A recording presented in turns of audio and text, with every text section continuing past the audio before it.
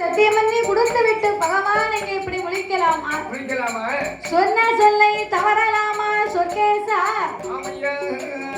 நான் சொன்ன வரத்தை தர வேணும் என்று அரக்கனானவன் சொன்னபோது நீர் மட்டும் நான் கேட்ட வரத்தை தரலேன்னு வையோ, உலகத்துல ஒரு ஆளு விடாம உண்மை நான் சொல்லுவேன்.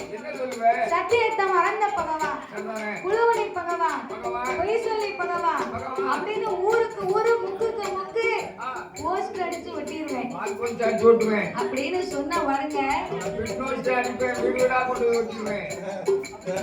சிவபெருமான் யோசித்து பார்த்தார். இந்த பாவி பேச்ச பார்த்தா பார்வதி மீது சத்தியமன்னி கொடுத்து விட்டு நமக்கு ஏதோ அவ பேரு வந்து விடக்கூடாது, அதனால இவனுக்கு வரத்தை கொடுப்போம்.